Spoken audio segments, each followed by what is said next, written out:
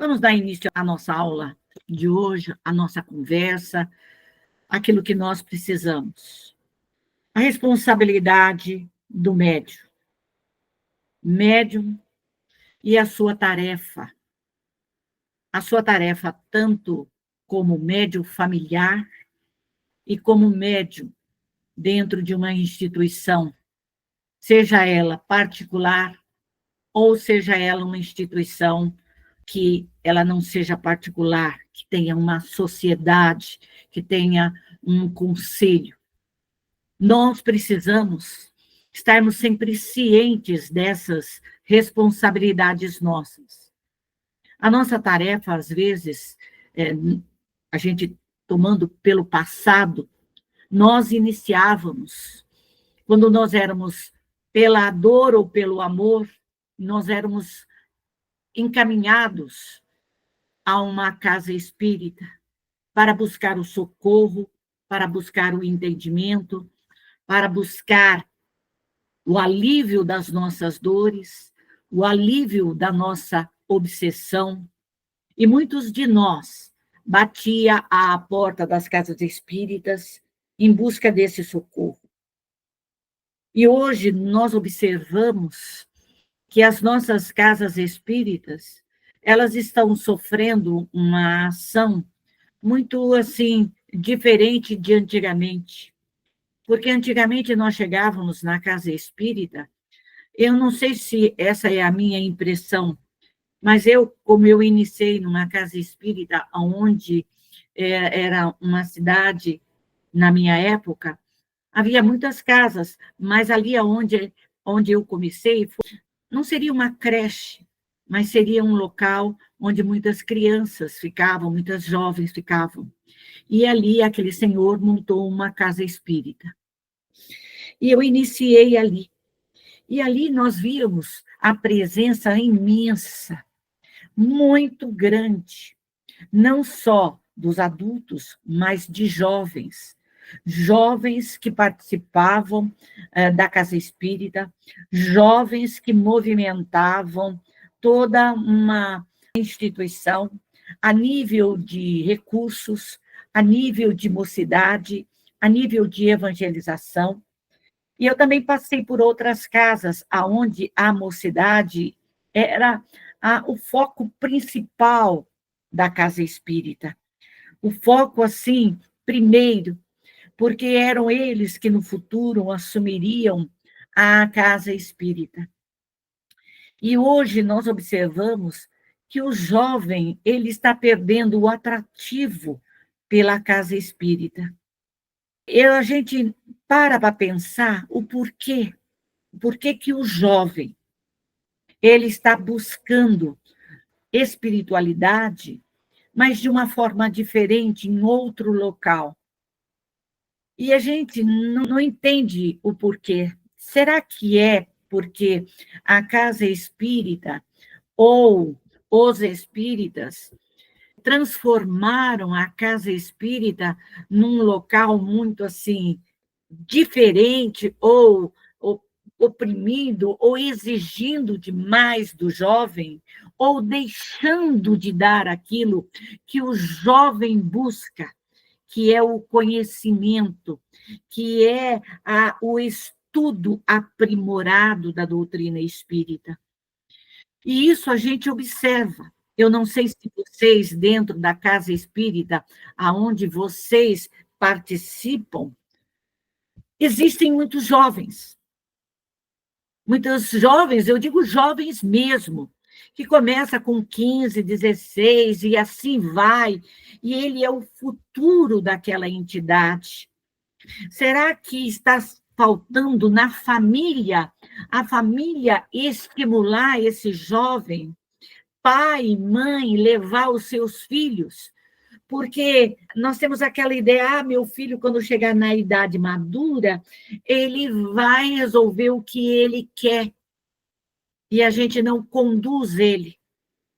Nós sabemos que outras religiões, ela coloca o seu filho no catolicismo, coloca ele para estudar o evangelho, são os evangélicos.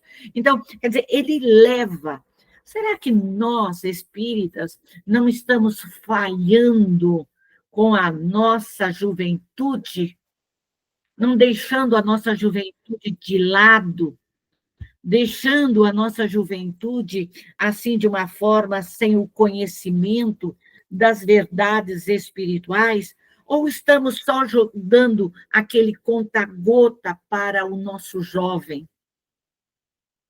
E isso a gente observa. Eu gostaria que, como na minha época, quando eu iniciei, e eu participei de algumas mocidades, e também participei e vi a ação dentro de algumas casas espíritas, aonde eu estava em São Bernardo, que a juventude era o futuro da casa espírita, era o futuro em todos os âmbitos que você possa imaginar. Ela trabalhava para a mocidade, na evangelização infantil, ela trabalhava com o Evangelho e Passe, ela era estimulada pelos dirigentes para a participação nas palestras, as atividades em que a casa ali participava, o jovem estava atuante, atuante. E hoje? Acontece o mesmo? O que está faltando? Não está faltando um estímulo? Porque os jovens, vamos analisar nós. Nós chegamos à casa espírita e ali nós observamos o quê? Aquele evangelho que fala da moralização, da moral, que nós precisamos mudar, que nós precisamos amar o nosso próximo, que nós devemos fazer a caridade, mas ou aquele que fala, aquele que está ali sendo o propagador daquela palavra, será que ele está tendo essa força, essa energia? Porque nós sabemos que nós, às vezes, somos conduzidos por uma força maior. Porque quando nós começamos, nos envolvemos pela doutrina, a gente vai assim por amor, mesmo que alguns foram pela dor. Mas a gente vê que a doutrina, ela é a verdade que nós buscamos.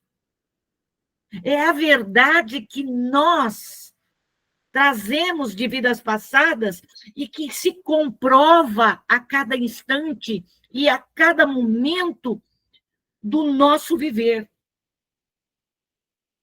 Será que os nossos jovens estão sendo estimulados para que ele possa abraçar a causa espírita?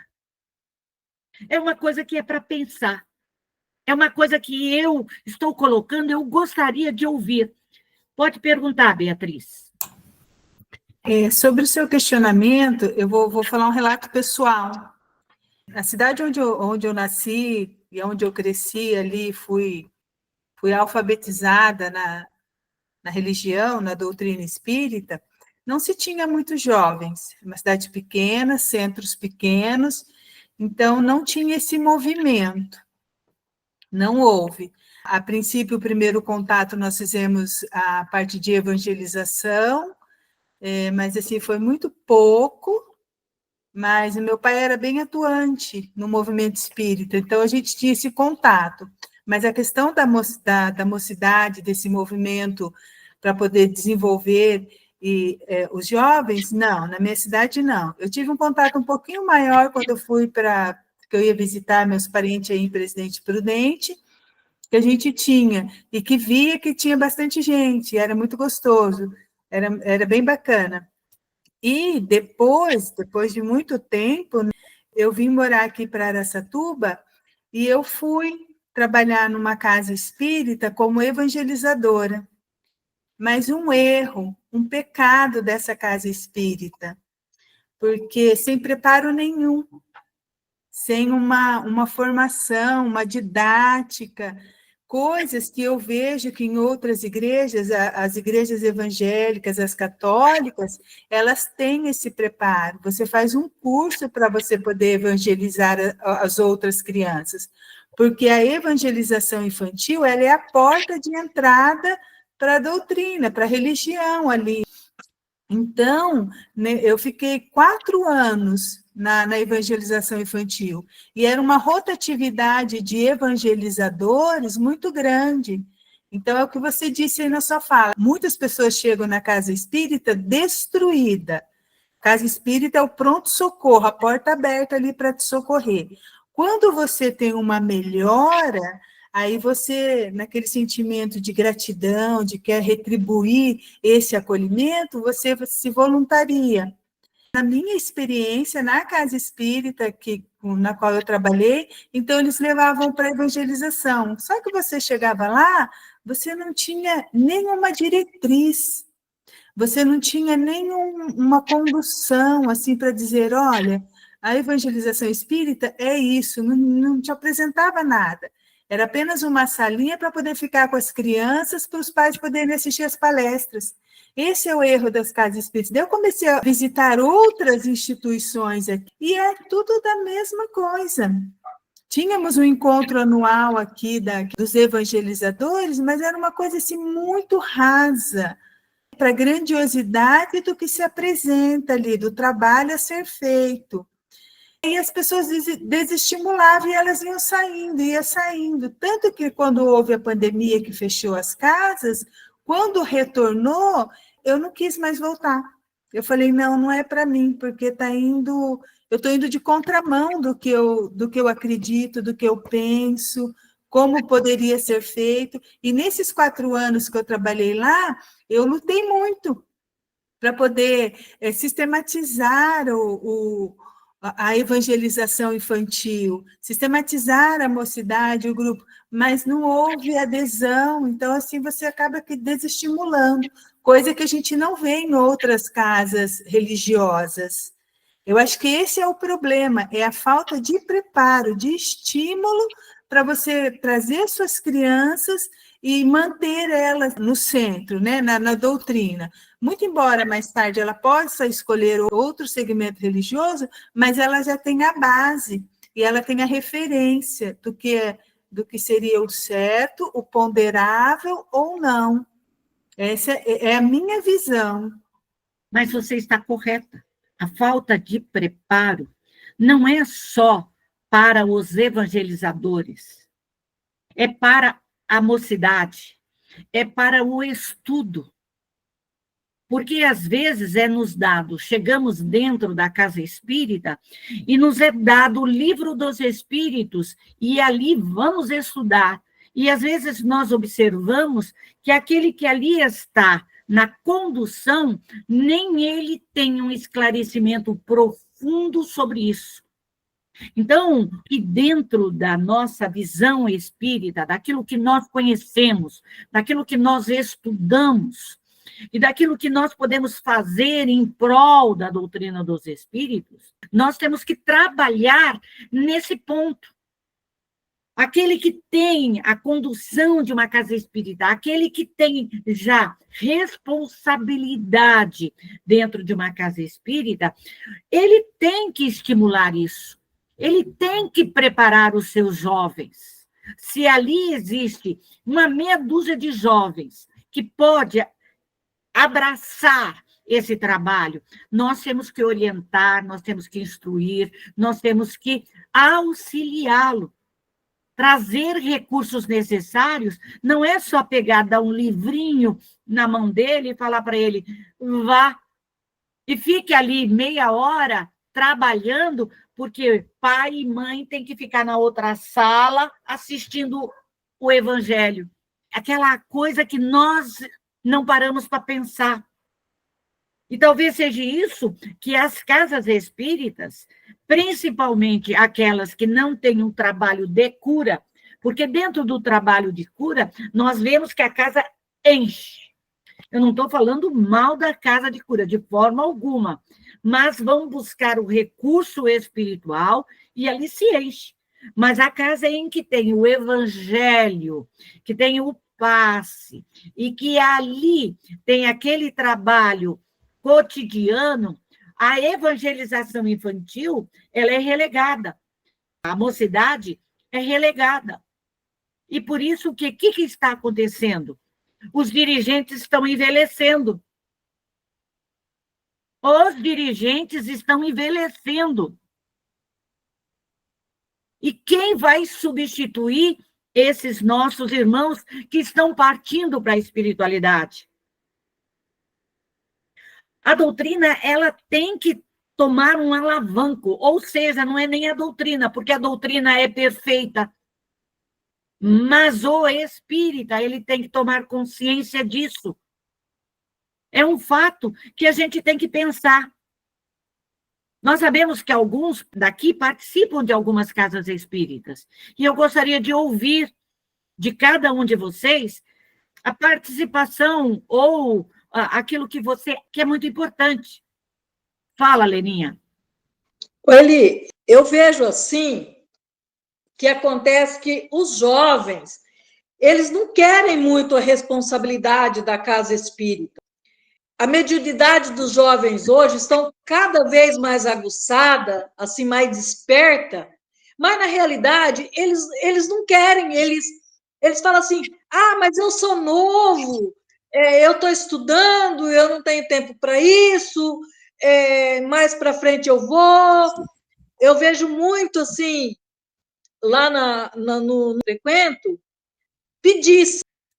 Fala assim, olha, eu sei que eu preciso trabalhar, mas no momento eu gostaria que você, tipo, para bloquear um pouco a mediunidade, sabe? Porque vai no centro com aquele monte de energia, aquela coisa, mas eles não querem trabalhar. Então, eu acho assim, é difícil por esse lado. Aí, quando pega uma idade, você pode ver que a maioria já tem um pouco mais de idade, Eli, até para estudar. É muito difícil você encontrar jovem que queira fazer o estudo da doutrina espírita. Inclusive, eu frequento a pessoa que comanda a casa, né, que ele fala que ele é aprendiz igual a gente, mas que ele está no comando, ele colocou um pessoal jovem na parte da diretoria, para poder fazer aquele trabalho, para se sentir responsabilidade. E aí ele começou a colocar na cura, para fazer a ficha, para fazer o acolhimento, a entrevista, entendeu? E aí, para os jovens começar a interagir, porque senão, de boa vontade mesmo, eu acho muito difícil. E aí ele está colocando o pessoal para trabalhar na parte de arrecadação, de ficha, de cor de mensalidade, para fazer com que eles comecem a sentir o trabalho da casa. Mas, Leninha, quando nós iniciamos na nossa juventude, nós temos que iniciar nisso. São as pequenas tarefas que nós vamos assumindo, que nós vamos pegando, que nós vamos aprendendo a amar. Porque é aquele que dá a ficha, é aquele que chega mais cedo, que está ali na secretaria, que vende um livro, que auxilia um idoso, que dá água na hora do passe, que encaminha esta ou aquela pessoa para aquilo. O que está faltando é essa orientação, porque o jovem que chega com a mediunidade já extrapolando, nós não podemos fechar a mediunidade desse jovem. Nós temos que orientar esses jovens a utilizar essa energia para o seu próprio crescimento, para a sua evolução, para o seu estudo, para o seu aprimoramento. Porque essa concepção de que mediunidade é pecado, é coisa dolorosa, é impedimento, ela não é. Desde o momento em que nós orientamos e instruímos esses jovens que a mediunidade é para o crescimento espiritual dele, e não para que ele a utilize de uma forma daqui 10 anos. Vamos fechar a mediunidade desse jovem, dessa jovem, para daqui 10 anos ele voltar. De forma alguma. Não é bem fechar, entendeu? É que eu estou tentando lembrar a palavra certa agora. O que acontece? O jovem chega lá e ele vê que está com aquela energia ultrapassada.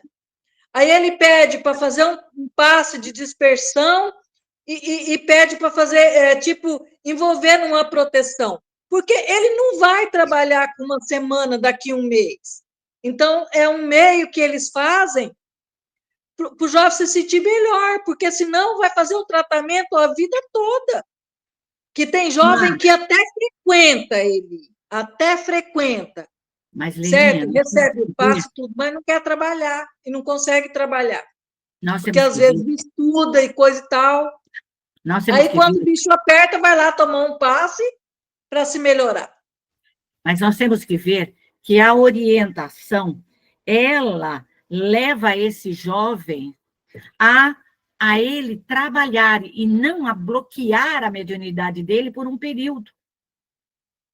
Nós temos que estimular esse jovem nessa coisa. Então, o que falta, então, é orientação para esse jovem, é encaminhar esse jovem para um local ou uma reunião onde ele possa ali ver que ele pode utilizar esse dom, esses fluidos que está envolvendo ele, para que ele possa ter consciência disso.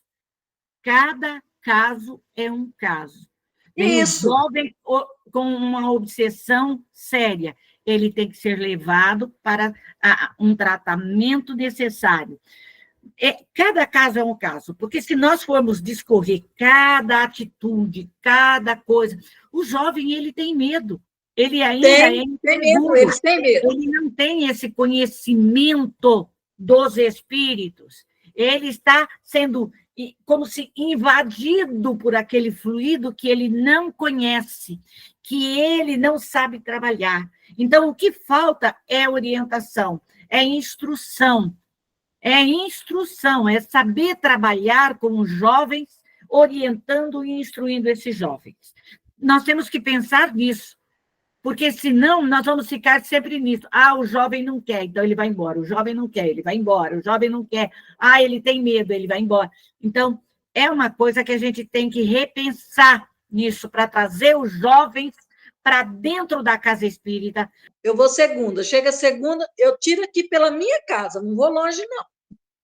Então, você, como médium familiar, comece a chamar os protetores e pede para os protetores levar o seu filho para a casa espírita. Não tem outro recurso. Chama a tua equipe e fala, ele vai, e vocês levam ele, queira ele ou não queira. Pronto. Beatriz, fale. Mas aí, Leninha, por isso a necessidade da evangelização infantil, porque você cria vínculo com ele, porque eu chego lá e eu estou em desenvolvimento, e eu não sei o que está acontecendo comigo, me causa medo, e eu não quero. Quando chega lá, fala, você tem que desenvolver, você tem que trabalhar. Eu não quero esse compromisso. São poucos que têm essa consciência do compromisso.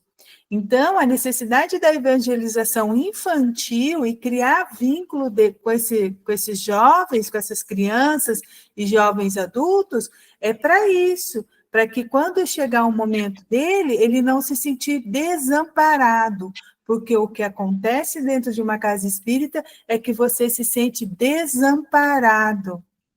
É porque você tem um compromisso, você chega a uma certa idade, que daí você vai fazer faculdade. Muitos não fazem faculdade na mesma cidade, vão fora. E aí eles acabam se afastando por um período. Mas se ele tem a raiz ali já muito bem estabelecida, desenvolvida, ele, aonde quer que ele esteja, ele vai buscar um auxílio de uma casa espírita. Ou quando ele regressar à sua cidade natal, ele volta para essa casa. Correto. É o que eu expliquei para o meu filho, porque eu sou espírita praticamente a vida toda. Ele nasceu aqui, eu sempre trabalhando, eu sempre frequentando.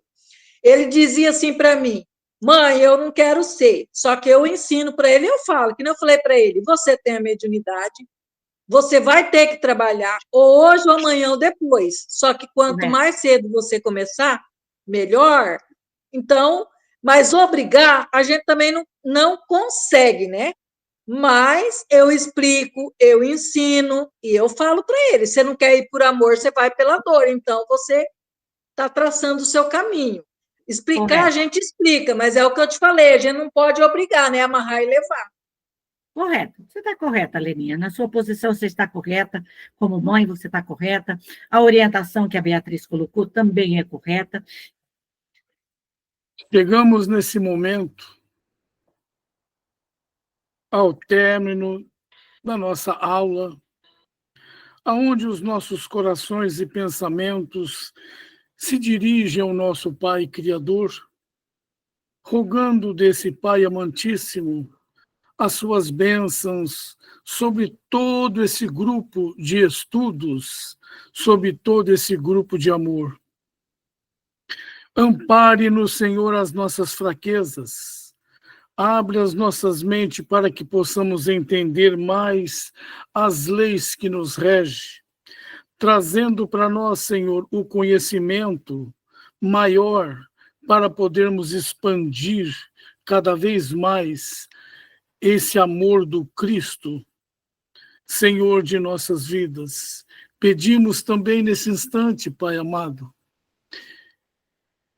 as suas bênçãos para nossas famílias, para os nossos filhos, para que possamos, com a luz do conhecimento, passar por essas crianças, esses futuros promissores trabalhadores do Cristo, passar aquilo que nós já conhecemos parcamente, mas temos o início. Senhor de nossas vidas, conduza também, Senhor, toda a nossa encarnação para que possamos estar, Senhor, nesse instante, sabedor do que somos, do que fomos e do que seremos. Abra as nossas mentes para podermos entender melhor toda a vossa lei, que Jesus, nesse momento, possa abrir também, Senhor, a nossa mente, e que esse portal de luz ilumine todos os lares de todos que estamos reunidos nesse momento. Que a luz possa trazer paz, equilíbrio, sustentação, trazer esclarecimento e para que tenhamos as nossas vidas mais pautadas no amor do Senhor. E assim, Mestre querido, pedimos nesse momento também, Senhor, para que ilumine os corações de todos que estão aqui presentes, para que essa aula de hoje possa introspectar em nós e possamos dar bons frutos com esse conhecimento. E assim, Senhor, pedimos para que tenhamos também uma semana feliz, uma semana auspiciosa, uma semana cheia de trabalho e de realizações. E assim, nós pedimos a permissão para poder fazer um encerramento dessa nossa aula de hoje, expressando sempre o nosso amor a todos que estão presentes. E assim, Senhor, só o seu nome seja louvado eternamente. Obrigado, Senhor. Muito obrigado.